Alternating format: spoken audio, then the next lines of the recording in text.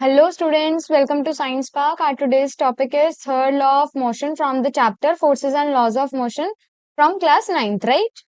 We have discussed already about the two laws of the motion. That is first law, we have meant inertia and we have already studied that, right? Inertia से related हमने जितने questions करने थे we have also done. ठीक है, inertia क्या होता है कि अगर कोई ऑब्जेक्ट जो है रेस्ट पे है then it will wants to stay at the rest position and it if the object is moving then it will also wants to move at that position. ठीक है, वो अपनी पोजीशन पे मूव ही करते रहना चाहता है until we applied a force. जब तक हम कोई फोर्स नहीं लगाएंगे तो वो अपनी स्टेट ऑफ मोशन को नहीं चेंज करता. This is known as law of inertia और you can say first law of motion. ठीक है, इनर्शिया से रिलेटेड हमने ये पढ़ लिया. तो inertia is directly proportional to the mass. जितना ज्यादा मास होता है उतना ज्यादा इनर्शिया, और उस पर based questions we have done, right. उसके बाद मैंने पढ़ाया था आपको लॉज ऑफ मोशन में first inertia done, after that momentum. Second law of motion is momentum. Momentum मैंने आपको मोमेंटम का फॉर्मूला भी कराया है, मास एंड वेलोसिटी वाला. इस पे बेस्ड हमने इसी क्लास में आपको 2-3 फॉर्मूले और कराए हैं मैंने. चेंज इन मोमेंटम कैसे निकालते हैं, P2 minus P1. Not only change in momentum, we can find out any change. Change in position, that means final position minus initial position. Change in speed मतलब final speed minus initial speed. ठीक है, change in momentum, that means final momentum minus initial momentum. That we have already done. ठीक है, as you can see on the screen. ठीक है, this we have done. After that we have derived the formula of the force using change in momentum per unit time. तो definition of force हम क्या देख सकते हैं, push और पुल, जो हमने स्टार्टिंग में दी थी एक तो वो. एंड आफ्टर दैट और क्या डेफिनेशन दे सकते हैं इस फॉर्मूला से, चेंज इन मोमेंटम पर unit time is also known as force, right. तो we can draw this all these formulas. After that, last formula we have derived, force is equals to mass into acceleration, right. And in the case of free fall, अगर कोई object ऊपर से नीचे गिर रहा है या नीचे से ऊपर वर्टिकल मोशन हो रहा है, then acceleration will be changed into the g, acceleration due to gravity. Here g is also acceleration, but due to gravity its value is fixed 9.8. कभी कभी राउंड ऑफ करके क्वेश्चन में आपको दे देगा 10, तब आपको 10 पुट करनी है. अदरवाइज से अपने आप से राउंड ऑफ नहीं करना है. जब तक आपको कोई वैल्यू प्रोवाइड नहीं की, you have to put the value of g as 9.8. Clear है, ठीक है.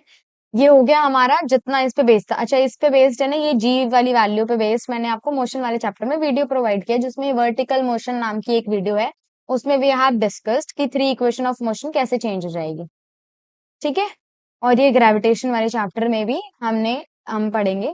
ठीक है, आप ग्रेविटेशन वाली वीडियो देखोगे तब भी आपको ये मिल जाएगी कि under free fall equation of motion किस तरीके से चेंज हो जाती है. ठीक है, अब आपको थर्ड लॉ ऑफ मोशन के बारे में स्टडी करना है. थर्ड लॉ ऑफ मोशन क्या कहता है, every action has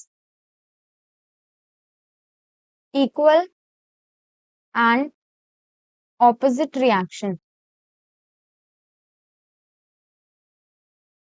ठीक है, कि अगर आपकी बॉडी कोई रिएक्ट एक्शन कर रही है, ठीक है.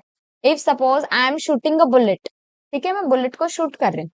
ठीक है, बुलेट तो जा रही है फॉरवर्ड डायरेक्शन में, मैं जैसे बुलेट को शूट करती हूँ, इसके ऑपोजिट रिएक्शन क्या है, जो जिस राइफल के अंदर वो बुलेट थी और मैंने उससे शूट किया है, दैट विल मूव्स बैकवर्ड. वो क्या है, पीछे की तरफ मूव करती है. इसीलिए आपको ये सजेशन दिया जाता है कि बुलेट को अपने शोल्डर से आगे नहीं, शोल्डर के ऊपर रख के चलाएं, ताकि वो पीछे की तरफ हिट करे तो पीछे जाए. अदरवाइज आगे से वो हिट करेगी और तुम्हारे शोल्डर पे हिट करेगी बैकवर्ड डायरेक्शन में, दैट मीन्स आपका शोल्डर को हार्म होगा, राइट. तो उसी से प्रोटेक्शन के लिए, प्रिवेंशन के लिए we have to this is suggested that you have to keep the rifle on your shoulder while shooting. ठीक है, every action has equal and opposite reaction. कि अगर कोई ऑब्जेक्ट एक्ट कर रहा है, ठीक है, कुछ ना कुछ एक्शन हो रहा है, दैट मीन्स उसको ऑपोजिट रिएक्शन मिलेगा. अब आप अपनी डेली लाइफ एग्जाम्पल में क्लास में देख लिया करो. ठीक है, क्लास में आप स्कूल जाते हो, क्लास में आप देख सकते हो कि जैसे 2 बच्चों की लड़ाई हो गई, एक ने दूसरे को मारा, ठीक है, तो ऑब्वियसली वो उसको रिएक्ट करेगा, या तो वो मारेगा या फिर वो कंप्लेन करके आएगा. ठीक है, रिएक्शन तो हुआ ना कुछ ना कुछ. ठीक है, ऐसे ही सिमिलरली आप घर पे भी आप सिबलिंग्स हो, आपस में आप लोगों की लड़ाई होती रहती है. अब वो लड़ाई कैसे होती है, एक जना छेड़ता है, दूसरा उसके ऑपोजिट रिएक्ट करता है. Why, because of the third law of motion. ये थर्ड लॉ ऑफ मोशन है ही ऐसा कि अगर कुछ ना कुछ एक्शन हुआ है तो उसके ऑपोजिट रिएक्शन तो जरूर होगा। ठीक है, that is known as third law of motion, that is every action has equal and opposite reaction. यही आपको definition as it is learn करके रखनी है। ठीक है, इसके बाद आता है कंजर्वेशन, लॉ ऑफ कंजर्वेशन, इसी के अंदर पार्ट है वो। ठीक है, law of conservation, law of conservation of momentum. अच्छा, ये मत समझने लग जाना कि ये थर्ड लॉ ऑफ मोशन, ये law of conservation of momentum नहीं। थर्ड लॉ की डेफिनेशन ये है, थर्ड लॉ में ही एक पार्ट आता है जब दो चीजें आपस में कुछ, law of moment, conservation of momentum, conservation of mass सुना है। ठीक है, कंजर्वेशन ऑफ मास क्या होता है, मास can neither be created nor be destroyed. Similar way here, momentum can neither be created nor be destroyed in the chemical reaction. यहाँ पर खैर केमिकल रिएक्शन नहीं होगी, वो तो वहां पर मास था। इधर एक बात बताओ, कोई भी during any collision or any movement, if the momentum of initial position and the final position will remain same, that means momentum will be conserved. तो क्या कह सकते हैं, when an object having same initial and final momentum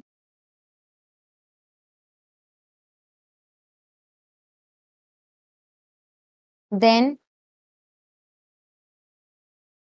it is known as law of conservation of mass, law of conservation of momentum, sorry। ठीक है, I have told you about momentum। ठीक है, यानी कि, और इसकी और डेफिनेशन अगर हम और में लिख दें, that means momentum can neither be created nor be destroyed. Momentum, ठीक है, अपने आप से ना तो कोई मोमेंटम क्रिएट किया है, neither be created nor be destroyed, ना ही हम उसको डिस्ट्रॉय कर सकते हैं। ठीक है, अपनी तरफ से ना कुछ ऐड कर सकते हैं ना ही सब्ट्रैक्ट कर सकते हैं। दैट मीन्स ये law of conservation of momentum क्या कहता है, ध्यान से समझ लेना, डायरेक्ट डायरेक्ट आता है लिखने के लिए, या इस पे बेस्ड क्वेश्चंस है, न्यूमेरिकल्स हैं, वो कैसे होंगे फिर आपको इसी पे बेस्ड पता चलेगा। तो law of conservation of momentum क्या कहता है, पी इनिशियल। ठीक है, इनिशियल मोमेंटम हमारा फाइनल मोमेंटम के बराबर होगा। मुझे बता दो, अगर कोई बॉडी यहाँ से यहाँ मूव करके चली गई, तो मान लो ये इसका पी इनिशियल है, ये इसका पी फाइनल है, इस मास तो सेम ही रहा होगा इस बॉडी का भी, और ये इसकी इनिशियल वेलोसिटी रही होगी, ये फाइनल वेलोसिटी, तो पी आई की जगह क्या हो जाएगा, एम यू, और पी एफ की जगह एम वी। मास से मास कट जाएगा। तो अब ये कंजर्वेशन ऑफ मास कब फॉलो करेगा, जब आपकी इनिशियल वेलोसिटी और फाइनल वेलोसिटी बराबर हो, तभी तो फॉलो करेगा P I is equal to P F. ठीक है, तो हम क्या लिख सकते हैं, व्हेन ऑब्जेक्ट हैविंग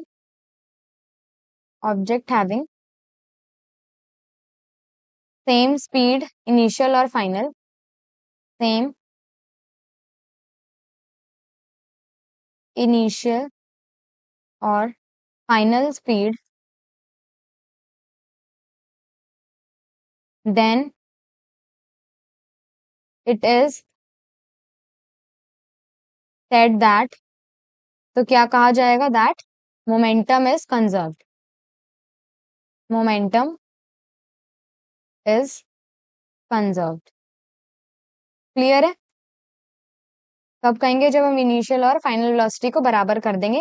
तो this is completely known as law of conservation of momentum. Okay, अब इसी पे बेस्ड, अब आपको ये लॉ कंजर्वेशन मोमेंटम को भूलना नहीं है। अब मैं आपको बता रही हूँ कोलिजन थ्योरी। ठीक है, या तो कोलिजन थ्योरी लिख लो आप, कोलिजन थ्योरी, और law of conservation of momentum, law of conservation of momentum in case of collision. ठीक है, जब कोलिजन हो रहा होगा तो ये law of conservation of momentum कैसे काम करता है, या तो इसको कोलिजन थ्योरी कह दो, या फिर law of conservation of momentum ठीक है, ध्यान से समझना, this is the new concept. Collision theory क्या कहती है, suppose if we having two masses m1 and m2, ठीक है, ये मान लो ये m1 है और ये m2 है, दोनों इस डायरेक्शन में मूव कर रहे हैं। ठीक है, मान लो इसकी कुछ इनिशियल वेलोसिटी होगी u1, इसकी कुछ इनिशियल वेलोसिटी होगी u2, सेकंड वाले ऑब्जेक्ट की। ठीक है, अब आपको क्या देखना है कि आफ्टर सम टाइम, मान लो ये जल्दी जल्दी आ रहा था और इससे टकरा गया ये आके। ठीक है, ये हमारे ये दोनों टकरा गए, ये वो टाइम है जब दोनों टकरा रहे हैं। ठीक है, हमें पता नहीं इस वक्त ये कौन सी स्पीड से टकराए होंगे, क्या है। फिर आफ्टर दैट जो मेरा मास 1 है और ये मेरा मास 2, ये दोनों टकराने के बाद तो अलग होंगे, ऐसे तो नहीं चिपक गए। हो सकता है किसी किसी केस में वो एक साथ भी मूव करने लगे स्टिक होके। ठीक है, तो ये अब टकरा गए, टकराने के बाद इसकी कुछ m1 की कुछ फाइनल वेलोसिटी हो गई v1 और m2 वाले केस में फाइनल वेलोसिटी हो गई v2। ठीक है, यस। अब यहाँ पर 3 केसेस बन गई है, 3 केसेस दिख रहे हैं आपको। तो सबसे पहला तो ये हो गया केस 1, ये हो गया आपका केस 2 और ये हो गया आपका केस 3। ठीक है, ध्यान से समझना। केस 1 में क्या हुआ है, बिफोर इम्पैक्ट, बिफोर इम्पैक्ट यानी कि जब कोई इम्पैक्ट नहीं पड़ा है, जब जो जैसे था अपनी अपनी इनिशियल स्पीड से चल रहा था। ठीक है, ये वाला टाइम कब है भाई, ड्यूरिंग इम्पैक्ट, इम्पैक्ट हो रहा है अब इस टाइम पे, इम्पैक्ट मतलब टकरा रही है, कोलिजन, ड्यूरिंग कोलिजन। ये बिफोर कोलिजन या बिफोर इम्पैक्ट कुछ भी कह सकते हो, बिफोर कोलिजन ये कोलिजन से पहले की है, ये ड्यूरिंग कोलिजन। ठीक है, और ये आफ्टर कोलिजन और आफ्टर इम्पैक्ट। ठीक है, ये वाला लास्ट केस क्या हो गया, आफ्टर इम्पैक्ट या फिर आफ्टर कोलिजन, कुछ भी कह सकते हैं। ठीक है, अब ध्यान से देखना, मैंने क्या कहा था, ये इनिशियल स्टेज है, ये इसकी बिफोर इम्पैक्ट, ये इसकी फाइनल स्टेज है, बीच में तो टाइमिंग चल रहा है, अभी तो कोलिजन हुआ है। तो मुझे बताओ, ये यहाँ इस केस में जो होगा वो पी इनिशियल होगा, है ना, और ये फाइनल वाला केस है, फाइनल वाले केस में पी फाइनल होगा, फाइनल मोमेंटम होगा। लॉ ऑफ कंजर्वेशन ऑफ, अच्छा इस वाले केस में मुझे बता दो, ये पी इनिशियल किसके बराबर होगा इस वाले केस में, पहले वाला केस में, इसको एक बार एक लाइन ड्रॉ कर देती हूँ।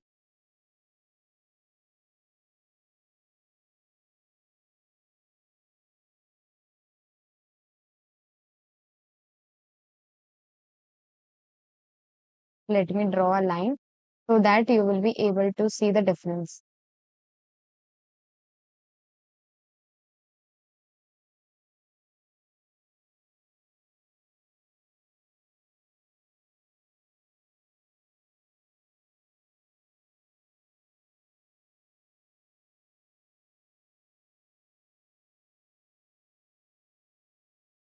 ठीक है, अब देखो, हमने ये तो देख लिया कि हमारे पास 3 डिफरेंट डिफरेंट केसेस हैं।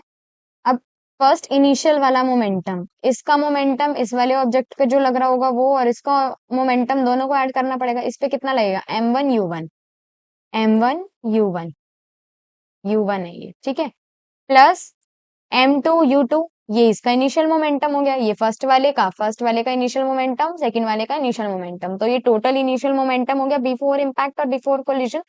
फाइनल मोमेंटम बता दो, अब केस में वेलोसिटी चेंज हो चुकी है, तो m1v1 प्लस m2v2 हो जाएगा टोटल मोमेंटम, फाइनल वाला। ठीक है, क्लियर है। अब ये क्या कहता था, conservation of momentum, law of conservation of momentum states that, law of conservation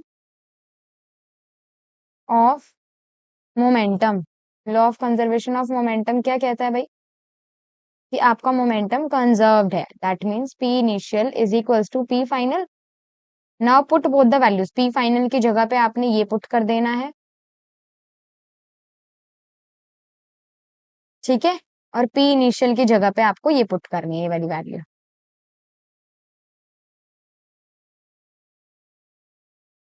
put both the values there. ठीक है, अब यहाँ पर आप जैसे ही लॉ को अप्लाई करने की कोशिश करोगे, you can see m1u1 plus m2u2 is equals to m1v1 plus m2v2। ठीक है, this is known as law of conservation of momentum. But याद रखना ये किस केस में है, ड्यूरिंग कोलिजन, जब कोलिजन हो रहा होगा।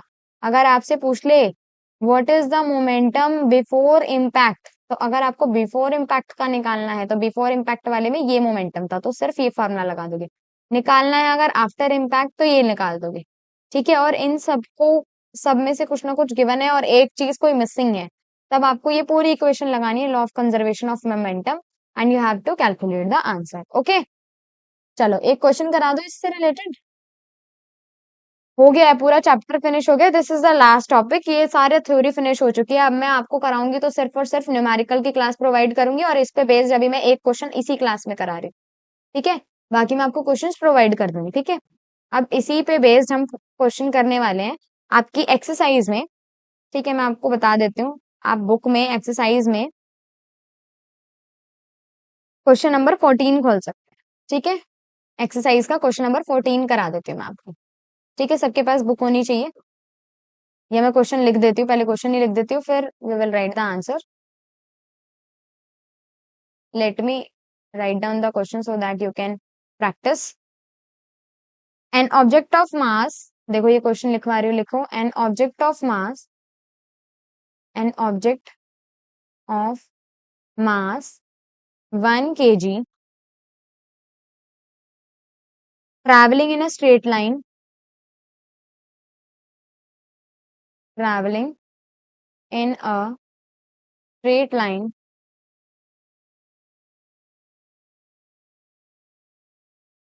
then with traveling in the straight line with the velocity of, with a velocity of 10 meter per second, collides with, collides with a stationary, a stationary wooden block and stick to it, और उसी पे जाकर चिपक गई। ठीक है, and stick to it, and now both will move off together। अब दोनों एक साथ मूव कर रहे हैं। ठीक है, दोनों चिपक चुके हैं, इसीलिए वो एक साथ मूव कर रहे हैं। ठीक है, calculate the total momentum, calculate the total momentum just before the impact, just before the impact and after the impact, after the impact. Also calculate the final velocity, also calculate the final velocity।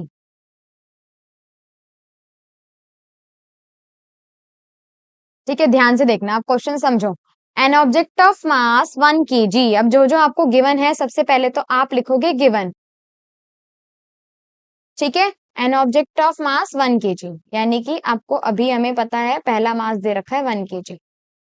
ठीक है, travelling in the straight line with the velocity, ये जो है ये पहले से ही कितनी velocity से मूव कर रहा है, इनिशियल वेलोसिटी दे रखी है इसकी 10 metre per second.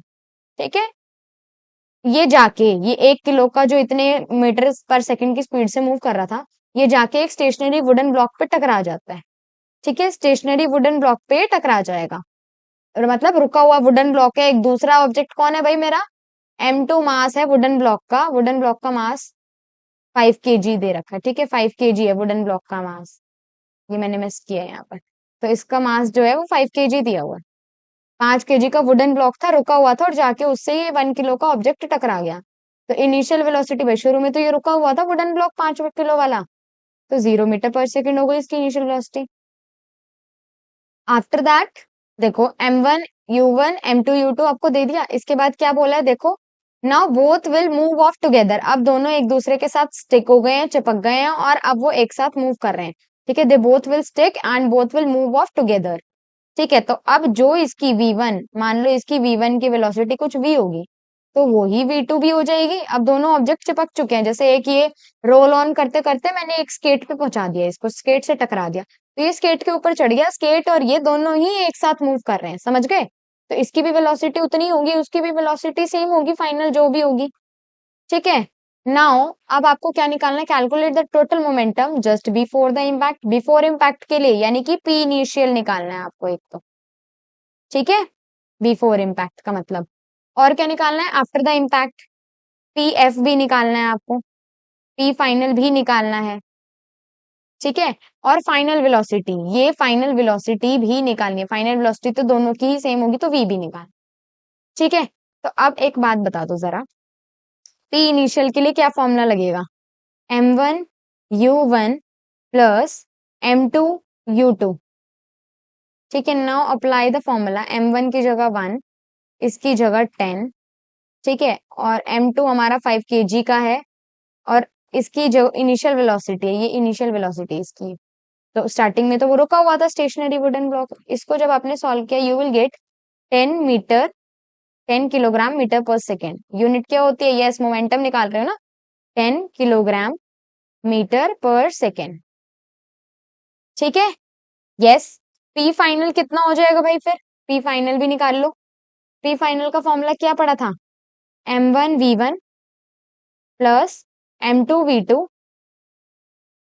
Which is equals to, yes किसके बराबर हो जाएगा, खुद ही बताओ किसके इक्वल हो जाएगा, 1 इंटू में फाइनल वेलोसिटी हमें नहीं पता, फिर 5 इंटू में इसकी फाइनल वेलोसिटी भी हमें नहीं पता, जो भी है दोनों की सेम होगी। ठीक है, इसको आपने सॉल्व किया तो यू विल गेट 6V की फाइनल मोमेंटम भाई 6V के बराबर होगा। 6V का अब V की वैल्यू कैसे निकलेगी, V भी निकालना ही था आपको। तो अब आप लगाओगे law of conservation of momentum. आपको पता है ये दोनों P इनिशियल और P फाइनल बराबर होते हैं ना, तो आपने यही पुट कर देना as it is, P initial P final. तो 10 is equals to 6V, P final 6V के बराबर है। तो V जब आप यहाँ से कैलकुलेट करोगे that is 10/6 which you will calculate 1 point, तो यहाँ पे 4 बचा, 0 ले लिया, 6 6 36, 6 6 6 6 ऐसे चलता जाएगा। तो हमारी ये जो फाइनल वेलोसिटी है V किसके बराबर आ गई, 1.67 मीटर पर सेकेंड। ठीक है, और जब आप इसको यहाँ पर पुट कर दोगे, या फिर इसको सीधा मैं फ्रैक्शन में ऐसे ही ले लू, 10/6, 6 इंटू में 10/6, 6 से 6 कट जाएगा, तो हमारा कितना आ गया, 10 किलोग्राम मीटर पर सेकेंड। तो देखो ये क्लियर प्रूफ भी हो गया, पी इनिशियल पी फाइनल के बराबर है ना, मोमेंटम कंजर्व्ड है, यहाँ से आपने निकाला law of conservation, conservation of momentum लगाए हैं यहाँ पर आपने। ठीक है, कंजर्वेशन ऑफ मोमेंटम लगाना आया, ये कोलिजन वाला फॉर्मूला कैसे अप्लाई करना है आपने। ठीक है, बाकी आपको थर्ड लॉ की डेफिनेशन लर्न करके रखनी है, that every action has equal and opposite reaction. ठीक है, उसके बाद आपने law of conservation of mass को अच्छे से करना, और ये साथ में कोलिजन वाला क्वेश्चन जो मैंने आपको कराया। ठीक है, इस पे बेस्ड और न्यूमेरिकल्स आप ट्राई कर सकते हो घर पे, मैं आपको प्रोवाइड कर दूंगी, कमेंट कर देना कि आपको क्वेश्चंस चाहिए या नहीं। ठीक है, if you need questions then I will provide a worksheet for this on Telegram channel and you can solve it. ठीक है, and if you have any doubt, you can comment me either on the Telegram as well as here on any video in which you have any doubt. Okay, I hope you like the video, guys. For more such videos, like, comment, share our YouTube channel and subscribe it for more such videos. Thank you so much.